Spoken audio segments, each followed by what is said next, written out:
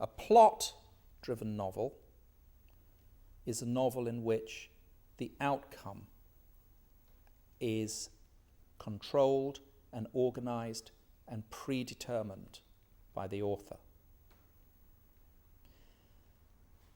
An Ian Fleming novel featuring James Bond is a plot-driven novel. James Bond will have to be captured, but James Bond, whatever happens, can't be killed. He has to escape, no matter how preposterous. Narrative, which is what I'm interested in, is different. Narrative tells stories that are not predetermined by the author, exactly, but are the result of the collision of character and event. So you have an idea of what someone is like, and you have an idea of the sorts of things that happen to them as they mature. And then you have an idea of how they will react and what they will do. Very, very simply, a coward confronted with something that frightens them will run away, and somebody who's not cowardly and is brave won't run away. For me, it's all about the idea and the theme. So I will come up with an idea, like I've written about infertility, and I've written about cancer, I've written about eating disorders, mixed race relationships. So for me, it's the idea.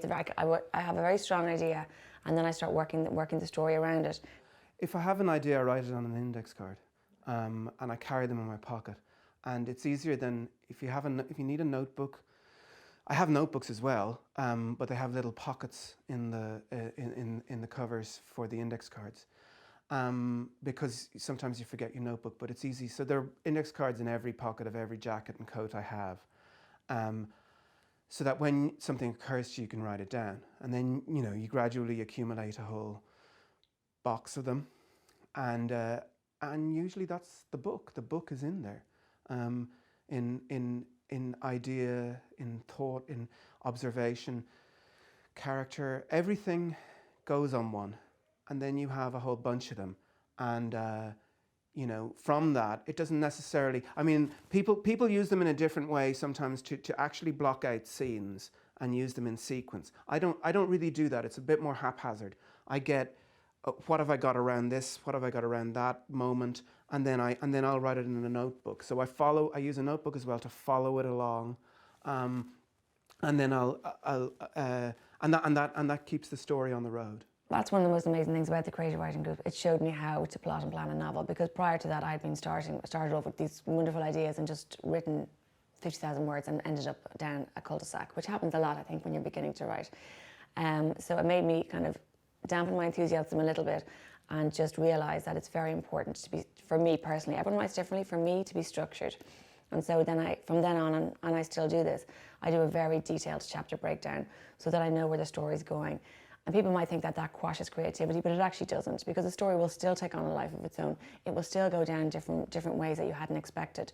And that's fine. Once you're within a structure, you can let that happen without the fear of going off on a complete tangent that you can never get back from. So for me, structure works very well, and I certainly would encourage people, certainly starting out, to plot and plan their novels down to the detail of what's going to happen in each chapter. Maybe just 3 or 4 lines, just give us an idea of what's happening in that chapter. And then also that helps you with pace, because books, you might start off with a great idea and it all goes really well until you get to chapter 13, and then you realise you've got maybe another 20 chapters to go. So for plotting and planning and pace, I think it's very important to do that kind of chapter breakdown and story arc, so that you see where you're going and you don't get lost.